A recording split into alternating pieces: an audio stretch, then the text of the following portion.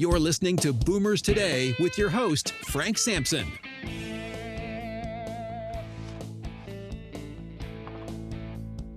Well, welcome to Boomers Today. I'm your host, Frank Sampson, and of course, each week we bring you important and very useful information on issues facing baby boomers, their parents, and other loved ones. And I know each week I thank all of you, and I'm going to keep doing that because our listeners grow organically because of all of you sharing either our podcast show or individual podcasts with friends and family. And that's how our listeners are growing, and I truly appreciate it. Many of you listen to our podcasts right on your iPhone or Android phone, on Apple Podcasts, Google Podcasts, Spreaker, Stitcher, iHeartRadio. Some of you go to our website at boomerstodayradio.com. So I just want to thank you all so much. And I know why you're sharing a lot of our podcasts, though, with people, with friends and family, because we have great guests. We really do. And I'm not going to disappoint you today because we have with us Gregg Levoy, who is the author of Vital Signs, The Nature and Nurture Passion, and the bestseller Callings, Finding and Following an Authentic Life. He is a regular keynote featured speaker at aging industry conferences around the country, including the International Conference on Positive Aging and the International Council on Active Aging Conference. Gregg has appeared on ABC TV, CNN, NPR, and PBS. He's also written for the New York Times Magazine, Washington Post, Omni, Psychology Today, Fast Company, Reader's Digest, and many others. I'm out of breath, Gregg. That's fantastic. Great background, and thank you so much for joining us on Boomers Today. Really appreciate it. Yeah, my pleasure. Yeah. So, there's so much that we could talk about. All right. But you refer to something I think I read in either an article or one of your books. You talk about getting older or growing older. And help me understand kind of the difference. What's the difference between getting older and growing older? Well, I think getting older is just something that happens as a function of racking up a certain number of years. We just naturally, chronologically age. Growing older is more of an intention. And maybe this is a good way to exemplify this. I ran across recently a video on the news outlet Huffington Post, and it's called "What is Old?" And I think, of course, it speaks pretty powerfully to what your podcast is about. And so very briefly, what they did is they interviewed 20-somethings, and they asked them, what is old? And the first young fella said, you'll have to brace yourself for this one, 40. And they all said 40s, 50s, and early 60s. And then they asked all these 20-somethings to demonstrate how an old person walks across the street, or how an old person does a jumping jack, or how an old person sends a text message. And half of them mimed opening up a flip phone. And then they introduced the 20-somethings to a, quote, old person by their own definitions, 40s, 50s, early 60s, and had them spend 2 minutes together teaching each other something they were each good at, like dance move, a yoga posture, a martial arts move, things like that. Then they re-interviewed the 20-somethings and asked them the same question, what is old? Now they said 80s and 90s, and one young lady said 100. And the video ends with one of the older gentlemen saying, when people start stopping, that's when they start getting old. And I think that video speaks to the question about the difference between getting and growing older. And by the way, this notion of people stopping, that can happen pretty much at any age. I mean, I've taught in the university setting, and I continue to do a lot of teaching there. I've seen old people of 20. Yeah. People who they've lost their spark, their initiative, they've stopped demanding great things of themselves or even interesting things. So this is one of my senses of what growing older means. It's engagement. It's continuing. It's setting the intention to continue being engaged and participating in life, interested in it. Frankly, I think of passion as kind of a survival mechanism, because I think our attachment to life depends on our interest in it. Yeah. You mentioned about, I don't know the exact term you use. I didn't write it here, but when you stop, what'd you say? When you stop, you could be... when people start stopping, that's when they start getting old. Right. So let me ask a question regarding that. So I'm a right smack in the middle of the boomer generation, and I've got a lot of friends that, some are retiring, some are not decided, they want to continue working. Some, I know people say, well, when I get turn 65, I'm retiring, I mean, it's like, it's the plan. And I certainly know people who retirement has worked pretty well for them. They planned. I'm not saying planned financially, planned, what are you going to do after that? And then you have those that retire and then they don't have that plan and they just go downhill. All right. Is that what you're referring to? And can you talk to us a little bit more about that? Yeah, that is part of what I'm referring to. Is anywhere along the chronological spectrum, is continuing to pursue things you're interested in, continuing to give yourself a sense of purpose, reason to get up in the morning, a reason why you should stick around tomorrow, that kind of thing.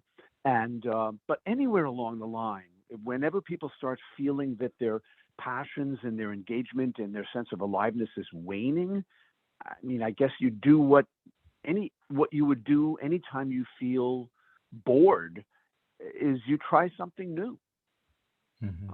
But it's continuing to stay on that proverbial growing edge. What do you want to learn about next? What activities put you in a flow state? Where are your curiosities? These kinds of things is continuing to stay engaged in life and not check out. Right. I mean, there's only so many days a week you could golf. Okay, so I think there's got to be plans for that. I know that we do a lot of work at our organization with families who have a loved one that unfortunately is dealing with various forms of dementia like Alzheimer's and others. Right. And one thing I think that is proven, all right, is is to really keep that mind sharp and active, and the suggestions, recommendations you get from professionals in the industry is, learn something, like you said, learn something new. Maybe you never played an instrument. Maybe I know somebody who it just amazes me. I think he's in his late 70s, I believe, and he decided he is going to travel to Spain and go to classes and learn Spanish. All right. And his main reason is not only the experience, but the keep his mind sharp. Just keep his mind sharp. That's it. I mean, I so commend him and people like that. So thoughts about that, not just, that learning something different and new, not to just be, hey, I'm a golfer, so I'll continue to play golf. All right. But maybe try something else, Right. Yeah. I had a conversation recently with a friend of mine about what is an elder? How does one attain the status of being an elder? And I think it's something you earn on one hand, not just something that's handed to you on a silver platter by virtue of living a certain number of years. And I think kind of an affirmative approach to getting and growing older takes into account, like your friend, that new parts of us are always clamoring for airtime. And if I can use this kind of terminology, the soul and the spirit don't retire. Mm-hmm.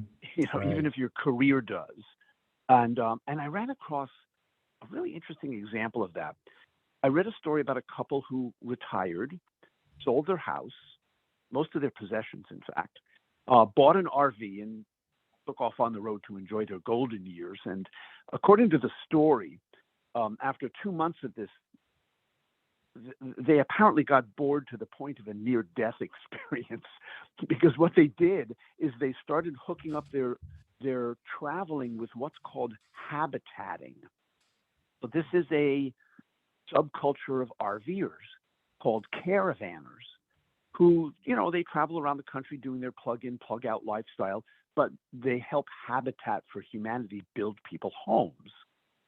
So what they've done is they've hooked up their leisure with service and a renewed sense of purpose to their golden years. And I think there's something really key in that. Is who did I run across? Richard Davidson. He's a neuroscientist at the University of Wisconsin, has come up with what he calls the 4 pillars of health. And the first one is purpose.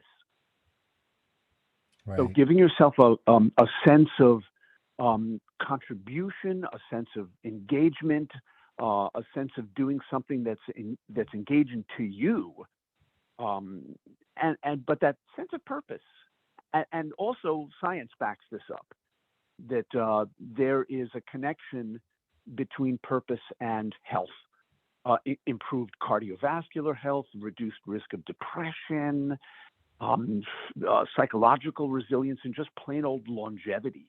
So there's really something to the purpose piece.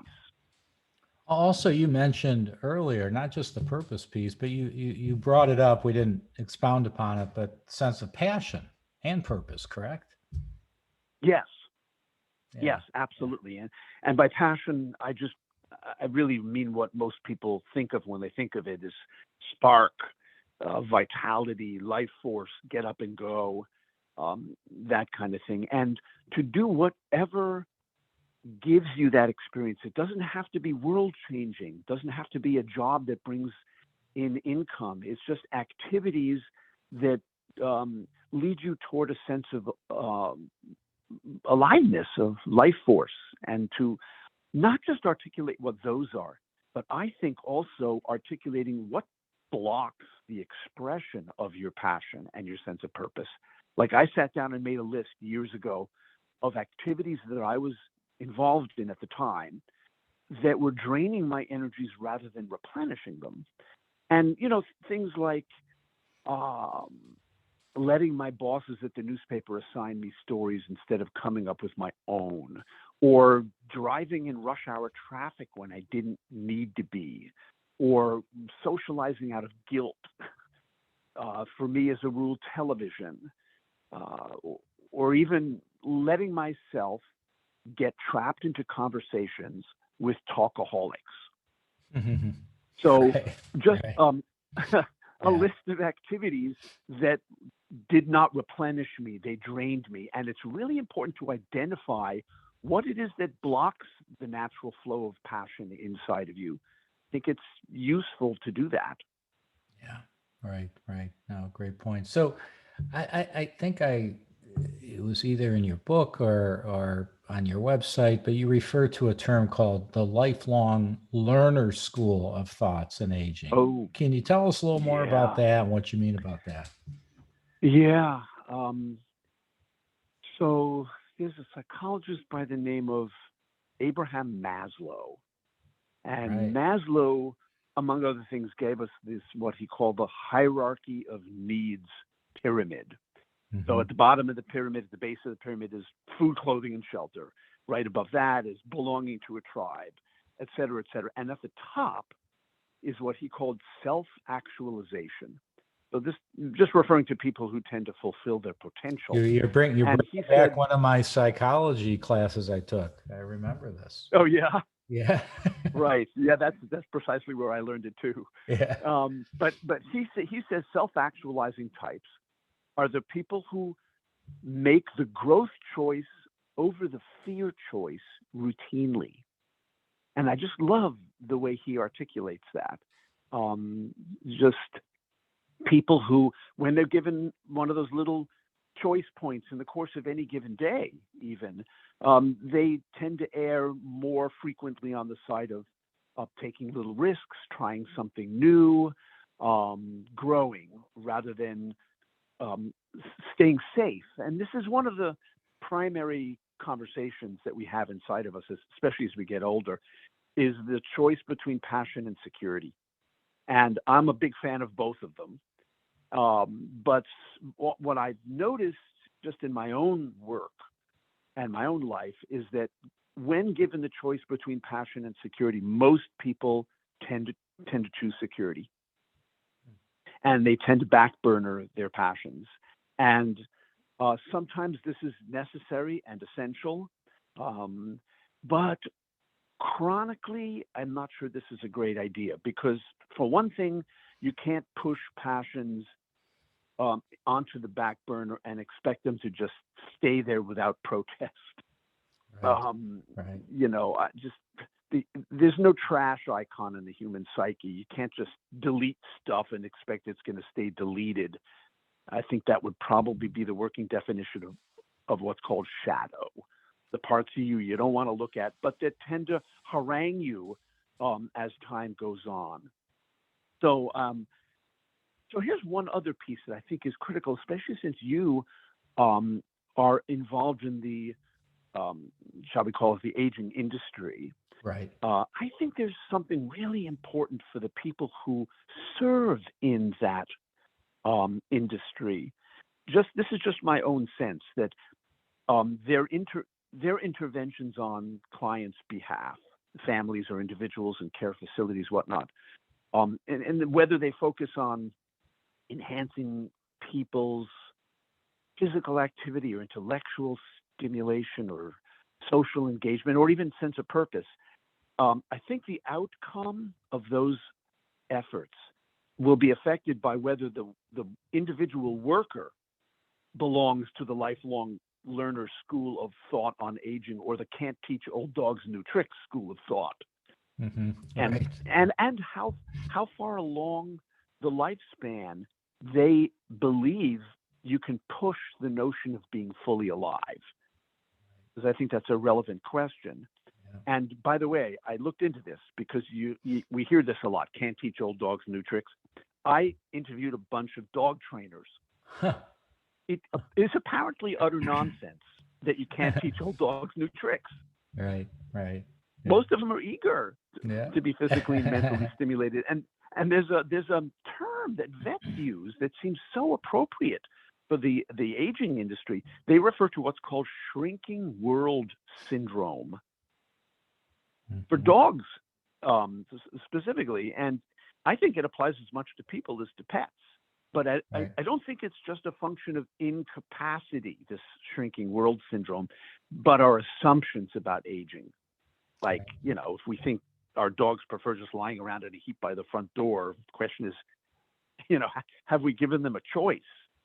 But I guess this is just a way of saying that the values and the beliefs we bring to the people we serve in the aging industry, and for that matter, the level of self-care that we practice is going to inform the atmosphere our clients inhabit or our students inhabit. So I just thought I'd mention great that. Great points. Yeah. Great.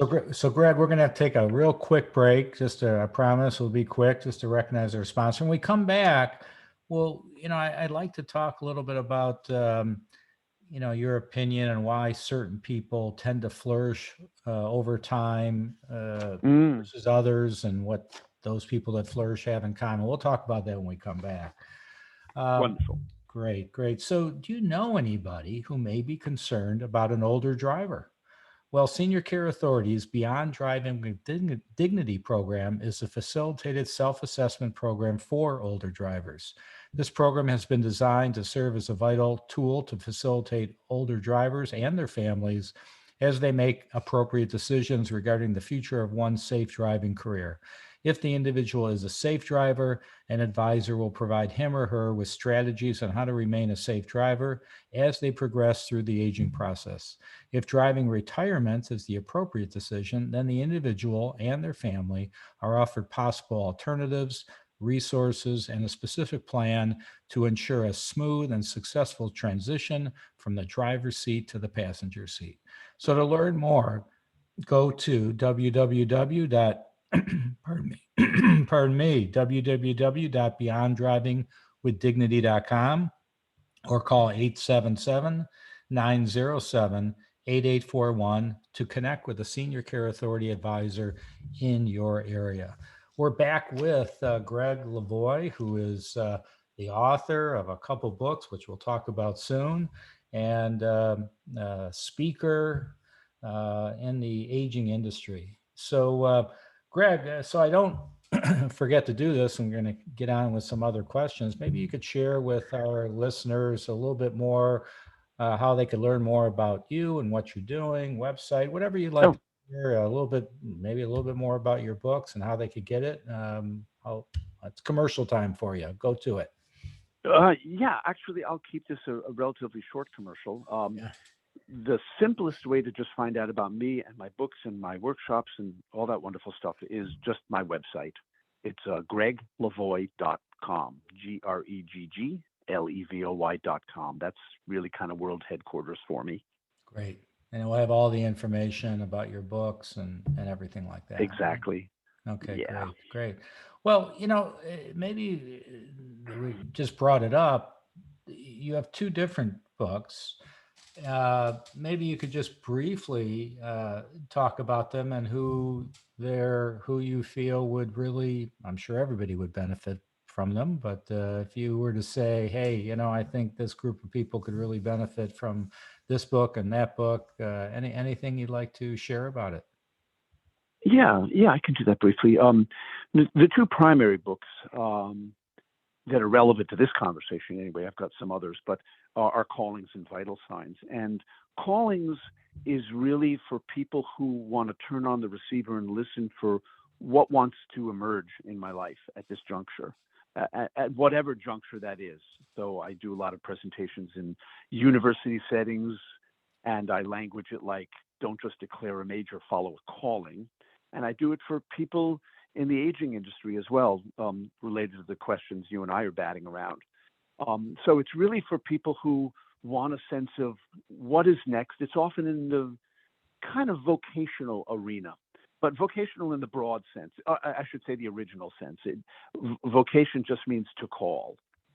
It doesn't specifically originally refer to work, but that is how a lot of people use that book.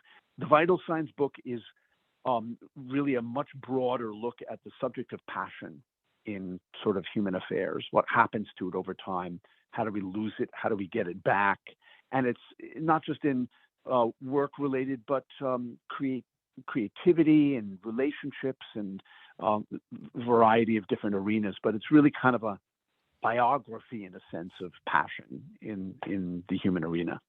Great. And that was especially for people who, generally speaking, feel like they've lost touch with their sense of engagement, passion, and aliveness and whatnot, and want it back. Got it. And can they actually get those books right off of your website, or where would it be? Oh, sure. Yes. Okay, so just absolutely. GreggLevoy.com, GreggLevoy.com. Okay, great. That's it. So let's talk about what do people who tend to flourish? We were talking about that earlier. Over time, what do they all have in common versus those that may not? Yeah, well, people who study this stuff seem to have found that people who tend to flourish the most over the course of their lifespan also tend to score kind of high in novelty-seeking behavior. So I'm struck by that. These are not the people who just want all of their proverbial ducks lined up. They want to be able to see them at all times. They want to know, security and safety are paramount concerns. And again, I'm a big fan of safety and security, especially in a world that sometimes seems halfway off its rocker. Right. But the studies have mostly found that thriving is related to novelty seeking. So trying new things, taking risks. And when I say that, I have to qualify. Risk is just whatever scares you. This is not a comparison game. It's not the big stuff like leaping out of airplanes or traveling the world solo. I think the way to practice that muscle is little tiny stuff like take your poems to open mic night, or be the first to make up after a quarrel, or try, say yes to something you habitually say no to, or for that matter, say no to something you've been putting up with for too long. But it's also practicing novelty, for instance. Same thing, small steps, like get up on the other side of the bed than the one you always get up on in the morning, or sit at a different side of the breakfast table than the one you always sit at. Drive to work a slightly different route, order something other than your usual in the restaurant, rearrange a piece of furniture in your house. So this sort of thing. And I just think this is the best way to not short your circuits out as you try novelty and risk taking and whatnot, is start small.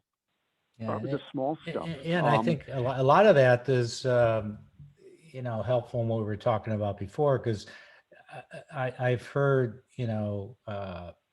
experts in the area of dementia actually say something similar to what you just said. And they even said, try brushing your teeth with a non-dominant hand. Try,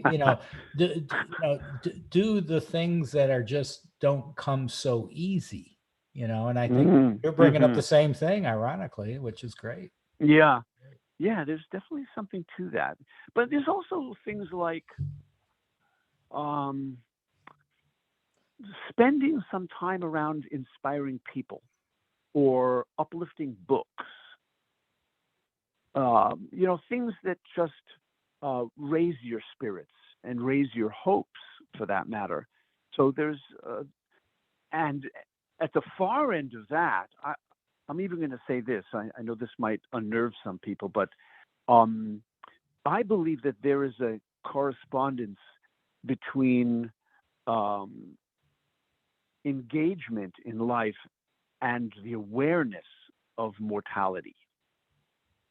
In other words, it helps to remember you have a use-by date. Right. And I think we intuitively know this, that the older we get, the more the sense of urgency is turned up on things, right? Absolutely. And the less and less postponement of our passions and our contributions becomes a viable option. I mean, I saw a bumper sticker a couple of years ago that said, "Warning, dates and calendar are closer than they appear." And so I think there's something about a gentle, regular reminder that this is your time in the game, and that can help remember what's important and what you want to contribute in the time that you're here. And there's science behind that as well. I ran across a study out of Florida State University that found that people who walk through cemeteries are 40% more likely to help a stranger than people who walk a block away from that cemetery. And their conclusion was that the awareness of mortality increases people's sense of compassion. Wow. If not passion. That actually makes a lot of sense. That's wonderful. Yeah. Right. Right. Yeah. And I know this one is, I have a kind of a gentle little mortality meditation, and it definitely helps me focus on what do I really want to do while I'm here? And in this moment, what's important given that existential fact? what do I need to say in this conversation? Which one of these two books on the bookshelf should I pick up right now? What wants to happen? What wants to emerge in this relationship? Those kind of things. It's very handy in the short term to think. And you know what it reminds me of? The book, The 7 Habits of Highly Effective People. Remember this one, Stephen Covey? Absolutely. You see it all over. It's one of the bestsellers. Yeah. Yeah. So habit number 1 is be proactive. Just take responsibility for your life, make it happen. But habit number 2 is begin with the end in mind, by which I think Covey means having a clear sense of where you're headed. And I frankly don't think it's morbid. I think it's life-giving to keep the end in mind. Reminds me of an old Peanuts cartoon that I used to have on the wall in my office. It's Snoopy talking to a fruit fly whose lifespan is 24 hours. And the fruit fly is confiding his big regret to Snoopy. He says, I wish I knew at 9 o'clock what I know now. And all right. Well, with that, I mean, I could talk to you all day, but unfortunately, we're going to have to go. But Gregg, okay. I really appreciate you joining us on Boomers Today.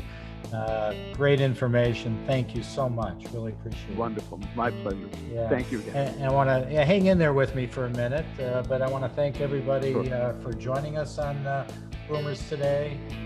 Please be safe. You've been listening to Boomers Today with Frank Sampson. To learn more about today's show, visit boomerstodayradio.com and join us next time for another edition of Boomers Today.